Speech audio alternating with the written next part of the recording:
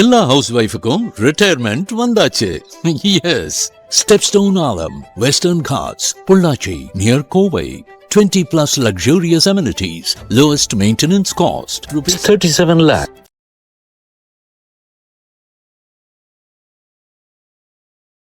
Medical தெரிஞ்சவங்க எல்லாருக்குமே astrology தெரியும். இன்றைக்கி நீங்கள் இலங்கையில் போய் நீங்கள் பழைய இலங்கை கோவில்களில் போனால் அவங்க ஒயிட் ட்ரெஸ் மட்டும் தான் போட்டிருப்பாங்க. விரத நாட்களில் ஒயிட் ட்ரெஸ் மட்டும் தான் போட்டிருப்பாங்க. இல்லை மேக்ஸிமம் ரெட்டு எல்லோ போடலாம். 10-15 வருஷத்துக்கு முன்னாடி நீங்கள் மாரியம்மன் கோவிலில் ஒரு ஃபங்க்ஷனில் பங்குனி ஊற்றுறோம்னா எல்லாரும் ரெட்டு எல்லோ ட்ரெஸ்ஸில் இருப்பாங்க. இப்போ எத்தனை பேர் இருக்கும்? ஸோ எல்லாம் மாறி போச்சு. அதனால் நிறைய விஷயங்கள் கோவில்கள்லையும் நடக்க மாட்டேங்குது. ஆல்டர்னேட்டிவ் மெடிசனில் one of the toppest practice எதுன்னு பார்த்தா பேட்ச் ஃப்ளவர் ரெமெடிஸ்னு சொல்லுவாங்க. பேட்ச் அப்படின்றது அதை கண்டுபிடிச்சார் எட்வர்ட் பேட்ச். அவர் வந்து ஒரு பிரிட்டிஷ் டாக்டர். அவர் வந்து அலோபதி டாக்டராக இருந்தார். நான் ஒரு டாக்டராக இருக்கேன், வயிற்று வலின்னு வராங்க, நான் கொடுக்குறேன் சரியாகுது, ஆனால் அது ஃபுல்லாக க்யூர் ஆகலை. சரியாகிறதுக்கும் க்யூர் ஆகிறதுக்கும் வித்தியாசம் இருக்குது. ஏன் க்யூர் ஆகணும்னா நம்ம கான்ஸ்டண்ட்டாக ஸ்ட்ரெஸ்லேயே இருக்கோம். அப்போ அந்த வயிற்று வலி வருது. அப்போது நான் வந்து மருந்து வந்து நம்ம ஸ்ட்ரெஸ்ஸுக்கு தரணும். திருமணம் ஆகலைன்ற பிரச்சனை வரும். இன்னொன்று திருமணம் ஆயிடுச்சு என்னால் சந்தோஷமாக இருக்க முடியலன்னு பிரச்சனை வரும். இல்லை குழந்தை இல்லைன்னு பிரச்சனை வரும். இல்லை என் குழந்தைய வந்த பிறகு என் குழந்தையனால் மேனேஜ் பண்ண முடியலன்னு பிரச்சனை வரும். வேலை கிடைக்கணும் பிரச்சனை வரும். வேலை கிடைச்ச பிறகு என்னால் சமாளிக்க முடியலன்னு பிரச்சனை வரும். இந்த மாதிரி ஒரு லிஸ்ட் ஆஃப் பிரச்சனை போட்டு அந்த லிஸ்ட் ஆஃப் பிரச்சனைகள் என்னென்ன எமோஷன்ஸ் அப்படின்னு போட்டுட்டார். அந்த எமோஷன்ஸ்க்குலாம் என்னென்ன பூக்கள் அப்படின்னு போட்டார். ஸோ ஆரம்பத்தில் ஒரு 12 பூ கண்டுபிடிச்சார். ஹீலர், அதுதான் டாப் ஹீலிங் பூன்னு சொல்லுவார். அதுக்கப்புறம் பிரச்சனைகள் வர அவர் ஆராய்ச்சி பண்ண ஃபைனலாக ஒரு 38 பூ லிஸ்ட்டு கொடுத்துட்டார். லிஸ்ட்டு கொடுத்துட்டு ஒரு மனுஷனுக்கு வாழ்க்கையில் என்ன பிரச்சனை வந்தாலும் அந்த சொல்யூஷன்ஸ் எல்லாமே 38 பூ இருக்கு. ஒரு லிமிட்டேஷன்ஸ் இருக்குது. ஒரு 3 flower to 5 flowers maximum combine பண்ணலாம். அதுக்கு மேலே கம்பைன் பண்ண முடியாது. அந்த அவங்களுடைய டயக்னிசிஸ் பார்த்து கம்பைன் பண்ணி தருவேன். இன்னொன்று நம்மளது ஒன்றும் ஒரு படி எக்ஸ்ட்ரா என்னன்னா, சில பேருக்கு நோயை சொல்லவே தெரியாது. லவ் இருந்ததா, பிரேக்கப் ஆச்சா, அதனால் இப்போ வேணான்னு சொல்கிறேன்னு கேட்கலாம். அது ஓரளவுக்கு சொல்லுவாங்க. ஆனால் சில பேருக்கு அர்த்தமே தெரியாமல் வேண்டானுவா, எனக்கு பிடிக்கலனுவா. என்னன்னா, நீங்கள் ஜாதகத்தை போய் பார்த்தா சைல்ட்ஹுட் ட்ராமா இருக்கும்.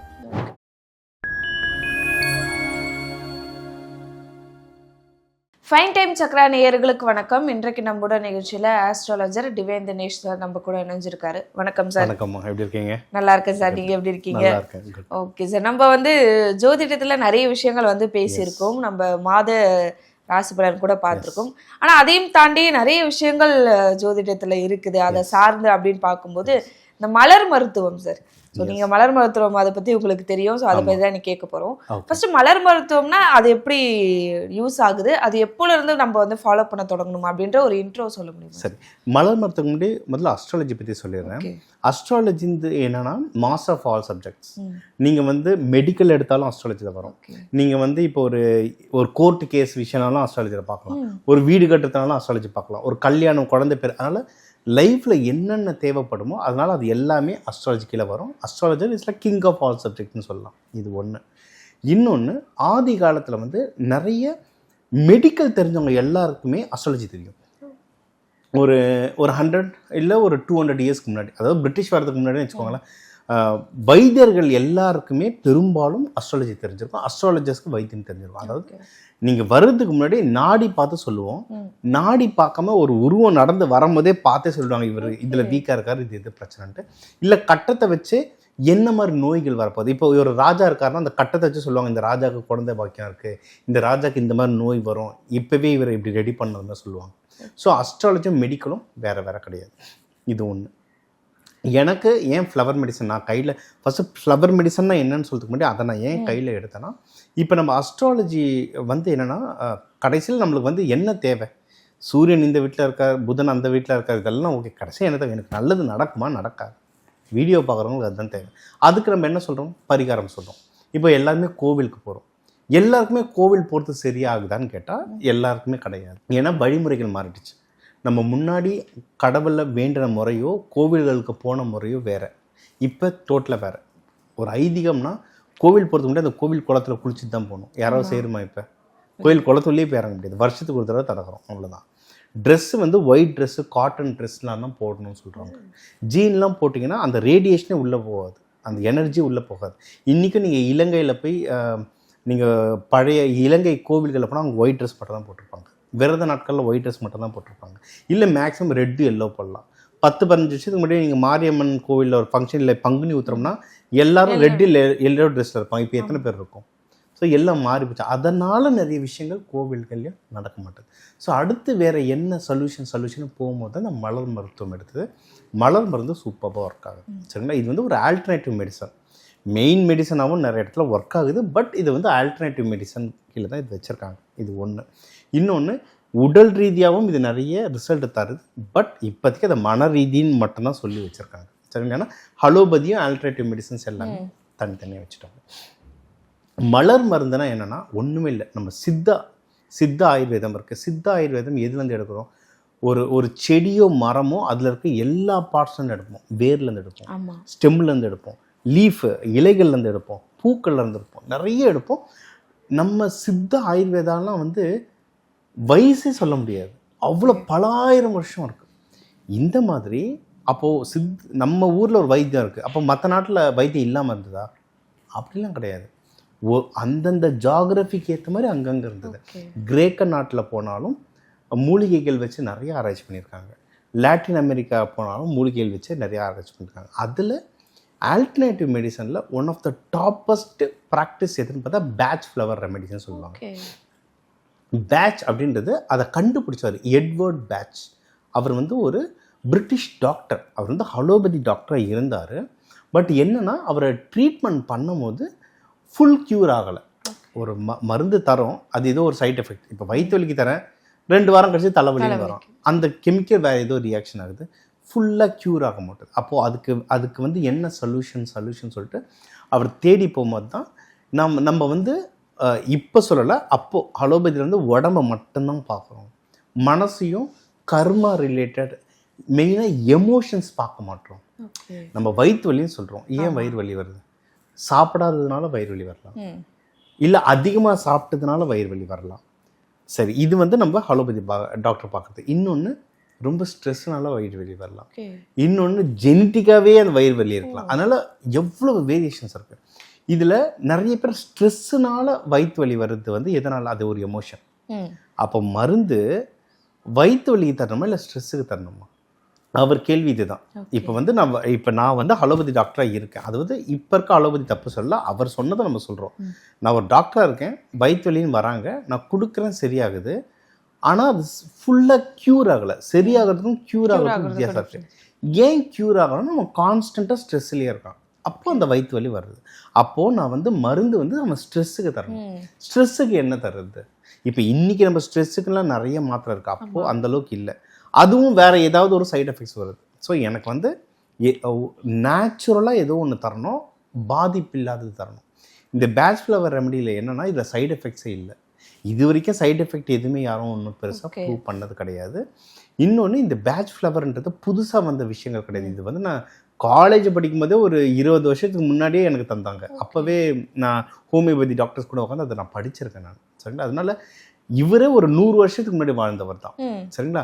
இது வந்து உலகம் முழுக்க நிறைய கண்ட்ரீஸில் ஃபாலோ பண்ணிட்டு இருக்காங்க. மோர் தென் 100 கண்ட்ரீஸில் பேட்ச் ஃப்ளவர்ன்றது ஃபாலோ பண்ணிக்கிட்டு இருக்காங்க. ஓகே, ஸோ பேசிக்காக இது என்னென்னா பூலேருந்து எடுக்கிற எசன்ஸ் 2 விதமாக எடுப்பாங்க. ஒன்று வந்து அந்த பூக்களை காய வச்சு அதுலேருந்து எடுக்கிற எசன்ஸ், இன்னொன்று பாயில் பண்ணி அதுலேருந்து எடுக்கிற எசன்ஸ். நம்ம சித்தாலையும் அதெல்லாம் இருக்குது. சரிங்களா? நம்மளது வந்து ரொம்ப எக்ஸ்டென்சிவ். இவங்க வந்து அந்த பூக்களை மட்டும் எடுத்து யூஸ் பண்ணுறாங்க. இது ஒன்று. இதுதான் பேட்ச் ஃப்ளவர். இது வந்து என்னென்ன பிரச்சனைகளுக்கு சரியாகும் அப்படின்னா, அவர் வந்து என்ன சொல்கிறார், ஒரு மனுஷனுக்கு இவ்வளவு பிரச்சனைகள் வரும். அதாவது என்ன, இப்போ திருமணம் ஆகலைன்ற பிரச்சனை வரும். இன்னொன்று, திருமணம் ஆயிடுச்சு என்னால் சந்தோஷமாக இருக்க முடியலன்னு பிரச்சனை வரும். இல்லை குழந்தை இல்லைன்னு பிரச்சனை வரும். இல்லை என் குழந்தைய வந்த பிறகு என் குழந்தைய என்னால் மேனேஜ் பண்ண முடியலன்னு பிரச்சனை வரும். வேலை கிடைக்கணும்னு பிரச்சனை வரும். வேலை கிடைச்ச பிறகு என்னால் சமாளிக்க முடியலன்னு பிரச்சனை வரும். இந்த மாதிரி ஒரு லிஸ்ட் ஆஃப் பிரச்சனை போட்டார். அந்த லிஸ்ட் ஆஃப் பிரச்சனைகள் என்னென்ன எமோஷன்ஸ் அப்படின்னு போட்டுட்டார். அந்த எமோஷன்ஸ்க்குலாம் என்னென்ன பூக்கள் அப்படின்னு போட்டார். ஸோ ஆரம்பத்தில் ஒரு 12 பூ கண்டுபிடிச்சார். ஹீலர், அதுதான் டாப் ஹீலிங் பூன்னு சொல்லுவார். அதுக்கப்புறம் பிரச்சனைகள் வர அவர் ஆராய்ச்சி பண்ண ஃபைனலாக ஒரு 38 பூ லிஸ்ட்டு கொடுத்துட்டார். லிஸ்ட்டு கொடுத்துட்டு ஒரு மனுஷனுக்கு வாழ்க்கையில் என்ன பிரச்சனை வந்தாலும் அந்த சொல்யூஷன்ஸ் எல்லாமே 38 பூவில் இருக்குது. ஸோ இது வந்து எமோஷன்ஸ் இது வந்து உடம்பு சரியாகும்னு ஆகும், எப்படின்னா எமோஷ்னலாக சரியாகும். இப்போ தலை வலிக்குது, தலைவலினா இப்போ நிறைய நேரம் தூங்குனீங்கனாலும் தலைவலிக்கும், தூங்கலனாலும் தலைவலிக்கும். சில டைம் வந்து யோசிச்சு தலைவலிக்கும்.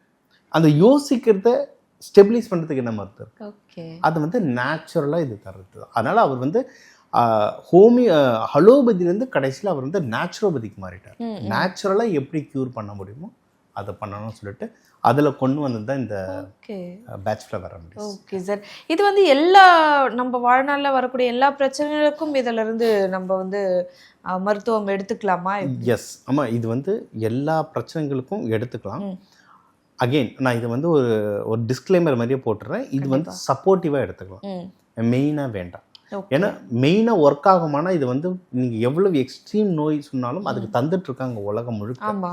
பட் இருந்தாலும் இன்றைக்கும் நம்மளுக்கு அர்ஜென்ட்டாக ஹாஸ்பிட்டல் தான் ஓடுறோம், மெடிக்கல் கவுன்சில் இருக்குது. ஸோ எப்போவுமே ஃபஸ்ட்டு ஹலோபதி பார்த்துக்கோங்க. ஆனால் அதுக்கு ஹலோபதியில் சைடு எஃபெக்டே இல்லைன்னா யாரும் ஒத்துக்க மாட்டாங்க, அதுலேயும் பிரச்சனைகள் வருது. இதை வந்து சப்போர்ட்டிவாக வச்சுக்கலாம். இது வந்து ஒரு ஹோம் ரெமெடி மாதிரி, இது வந்து மெடிசன்னே சொல்ல, இது வந்து ஒரு ரெமெடி. நீங்கள் நம்ம இதுலேயே சொல்லியிருக்கோம்னு நினைக்கிறேன், ஒரு கிரகத்துக்கு நம்ம ஒரு தானியங்கள் சொல்லியிருக்கோம். வீட்டில் இருக்க சமையல் கட்டை வச்சே நம்ம பாதி பிரச்சனை சரி பண்ணிடலாம். அதே மாதிரி தான் வீட்டில் எப்படி ஒரு அஞ்சலை பெட்டியில் நம்ம ஒவ்வொரு தானியம் வச்சுருப்போமோ அதே மாதிரி இது ஒரு அஞ்சலை பெட்டி, அதில் 38 மலர் இருக்கும். அது இருந்தால் வீட்டில் இருக்க 90% இஷ்யூஸை சால்வ் பண்ணிடலாம். இது எப்படி தனிப்பட்ட ஒரு மலர்களாக எடுக்கணுமா இல்லை கம்பைன் பண்ணி அப்படி வருமா, எப்படி இது வந்து? இது வந்து ஒவ்வொருத்தருடைய ஸ்டைல் இருக்குங்கம்மா. இது வந்து இப்போ எப்படி சொல்கிறது, எல்லாரும் அதே எம்பிபிஎஸ் படிக்கிறாங்க, எல்லாரும் அதே மாத்திரை தராங்க. ஆனால் சில டாக்டர்கிட்ட போனால் க்யூர் ஆகுது, சில டாக்டர்கிட்ட நம்மளுக்கு டிலே ஆகுது. என்னன்னா அது அந்தந்த டாக்டர்களோட திறமை, எப்படி அவங்க கம்பைன் பண்ணுறாங்க, அந்த பேஷண்ட் எப்படி அவங்க டயக்னைஸ் பண்ணுறாங்க, அதை வச்சு எல்லாரும் ஒன்று தான் படித்தாங்க, எல்லாம் ஒரே மாத்திரை, அவங்க கொடுக்குற ஸ்டைல். அதே மாதிரி தான் இந்த 38 ஃப்ளவர்ஸும் நிறைய பேர் வந்து சிங்கிள் ஒரு இப்போ கிராப் ஆப்பிள்னு இருக்குது, அக்ரிமணின்னு இருக்குன்னா அது சிங்கிளாக கொடுத்தோம் டெஸ்ட் பண்ணுறாங்க. பட் எனக்கு அதை விட கம்பைன் பண்ணு ஒரு லிமிட்டேஷன்ஸ் இருக்குது. ஒரு 3 flower to 5 flowers maximum combine பண்ணலாம், அதுக்கு மேலே கம்பைன் பண்ணக்கூடாது. அந்த அவங்களுடைய டயக்னிசிஸ் பார்த்து கம்பைன் பண்ணி தருவேன். இன்னொன்று நம்மளது ஒன்றும் ஒரு படி எக்ஸ்ட்ரா என்னன்னா, சில பேருக்கு நோயை சொல்லவே தெரியாது. நான் ஒரு எக்ஸாம்பிள் சொல்கிறேன். இப்போ ஒரு குழந்தை இருக்குன்னு வச்சுக்கோங்களேன், கும்பம், இப்போ இந்த வீடியோ பப்ளிஷ் ஆகிற நேரத்தில் கோச்சாரப்படி கும்பம், மீனம், மேஷம், சிம்மம், கன்னி, இந்த 5 வீட்டையும் தனுஷையும் வச்சுக்கலாம், 6 வீட்டையும் சனி பகவான் பார்த்துட்டு இருக்காரு. இந்த ராசி லக்னத்தில் இருக்க குழந்தைங்க பார்த்தா ரொம்ப தூங்கும். பப்ளிக் எக்ஸாம் எழுதுற நேரம் தானே, அவங்க வீட்டில் அம்மா கிட்ட போய் கேட்டிங்கன்னா அவங்க என்ன சொல்லுவாங்க, என் பிள்ளை நல்லா படிக்கும், இன்னத்தில் எக்ஸாம் நேரத்தில் தூங்கினே இருக்குன்னுவாங்க. என்னன்னா சனி பகவான் தாக்கும். சனி பகவான் அந்த வீட்டில் வரும்போது அந்த குழந்தைங்க ஆட்டோமேட்டிக்காக டல் ஆகும். இப்போ இதுக்கு மருந்து என்ன? எதுவும் பண்ண முடியாது. அதுக்கு தான் இது. இப்போ எனக்கு என்னன்னா, இப்போ நீங்கள் வந்து ஒரு நார்மலாக பேட்ச் ஃப்ளவர் மெடிசன் கிட்ட போனால் அந்த குழந்தை ஏன் தூங்குது, எதுக்கு தூங்குதுன்னு பார்த்தா அதுக்கு ஒன்று கொடுப்பாங்க. எனக்கு என்னன்னா அந்த ஜாதகம் பார்த்தாலே தெரிஞ்சிடும், ஓகே சனி பயிற்சியால் இந்த பிரச்சனை வந்துட்டு இருக்கு. அப்போ அந்த சனி பகவான் தாக்கத்தை குறைக்கிறதுக்கு என்ன தரணும் அது தந்தா. அப்போ ஜாதகம் இதுக்குள்ள வருமா சார்? நான் அதை சொல்லல, ஆரம்பத்தில் சொன்னேன், astrology is master of all science.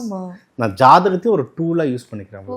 Flower medicine ஒரு டூலு, நம்ம அஸ்ட்ராலஜியில் நான் சீடு தெரப்பியே சொல்லியிருந்தேன், அது ஒரு டூலு. அந்த மாதிரி இதுவும் ஒரு டூல், அவ்வளோதான். இது அஸ்ட்ராலஜி யூஸ் பண்ணும்போது எனக்கு அக்யூரசி ஜாஸ்தியாக இருக்குது, அவ்வளோதான். எவ்வளவு அக்யூரேட்டாக கொடுக்குறோன்றது இது பார்க்கும்போது. ஏன்னா இப்போ நீங்கள் ஒன்றுமே இல்லை, இப்போ 10 வயசு பையன் ஸ்கூல்லேயும் திட்டு வாங்குவான், தூங்குறான் படிக்கலன்ட்டு, டியூஷன்னும் அனுப்புவாங்க, அங்கேயும் திட்டுவாங்க, அப்பா வந்தாலும் திட்டுவார். அந்த பிள்ளைக்கு அதுக்கே ஏன் தூங்குறோன்னு தெரியாது. அவங்க கிட்ட பக்கத்தில் நீங்கள் என்ன டயக்னைஸ் பண்ணுவீங்க? சொல்ல தெரியாத குழந்தைக்கு ஜாதகம் பார்த்தா சொல்லிடுவாங்க, அதுதான் பிரச்சனை. அதே மாதிரி இப்போ எமோஷன்ஸும், இப்போ சில பேர் வந்து பார்த்தீங்கன்னா எனக்கு வந்து கல்யாணமே வேண்டாம் அப்படின்னுவாங்க. ஏன் கல்யாணம்? நீங்கள் மேக்ஸிமம் என்ன கேட்க முடியும், உனக்கு எதனா லவ் இருந்ததா, பிரேக்கப் ஆச்சா, அதனால் இப்போ வேணான்னு சொல்கிறேன்னு கேட்கலாம், அது ஓரளவுக்கு சொல்லுவாங்க. ஆனால் சில பேருக்கு அர்த்தமே தெரியாமல் வேண்டான்னுவான், எனக்கு பிடிக்கலன்னுவா. என்னன்னா நீங்கள் ஜாதகத்தில் போய் பார்த்தா சைல்டுஹுட் ட்ராமா இருக்கும், சைல்டுஹுட் ட்ராமா இருக்கும். அம்மாவோ அப்பாவோ 2 சைடில் யாரோ ஒருத்தர் எதுவும் தப்பு பண்ணியிருப்பாங்க, இருக்க மாட்டாங்க, அவங்க கூட இருந்திருக்க மாட்டாங்க, அது அவங்க சின்ன வயசை பார்த்துருப்பாங்க, அது பதிஞ்சிரும். ஆனால் நிறைய பேருக்கு அது ஞாபகமே இருக்காது. அதனால தான் அப்படி. அப்போது இப்போ எனக்கு வந்து இப்போ அம்மா ஓகே 4ஆம் வீடு, அப்பா 9ஆம் வீட்டில், அது எந்த கிரகம் கரெக்டாக இருக்குன்னு தெரிஞ்சால் என்ன தப்பு பண்ணாங்கன்னு தெரிஞ்சிடும். சின்ன வயசு நான் இப்போ அப்பா கூட ஏதோ ஒரு தப்பான கிரகம் இருக்குது அப்பாவோட வீட்டில். நான் ஃபஸ்ட்டு கேள்விக்குது, அப்பா உங்களோட இருக்காரா வெளியே இருக்காரா? அவன் அப்போயே முழிக்க ஆரம்பிச்சிடுவாங்க. அப்பா இல்லை சார், இந்தமாதிரி பிரச்சனையாச்சு. ஆமாம் சார். அப்போ நம்மளுக்கு தெரிஞ்சிடும் இவன் ஏன் கல்யாணம் வேண்டாம்னா பிரேக்கப்லாம் இல்லை, தலைவர் வந்து லவ்லேயே போயிருக்க மாட்டார். Childhood drama. இப்போ அந்த சைல்ட்ஹுட் ட்ராமாவை எப்படி வெளியே எடுப்பீங்க? அதுக்கெல்லாம் யூஸ் பண்ணுறது தான் இது வந்து மோஸ்ட்லி ஹீலர்ஸ் யூஸ் பண்ணுவாங்க. ஹீலர்ஸ் யூஸ் பண்ணுவாங்க. இப்போ நான் சொல்கிறது வந்து சைக்காலஜியில் வரும். நிறைய சைக்காலஜிஸ்ட் யூஸ் பண்ணுறாங்க. நிறைய அஸ்ட்ராலஜிஸ்டும் யூஸ் பண்ண ஆரம்பிச்சிருக்காங்க. ஸோ இது வந்து ஒரு டூல். இது முக்கியமாக எமோஷன்ஸ்க்கான டூல் இது.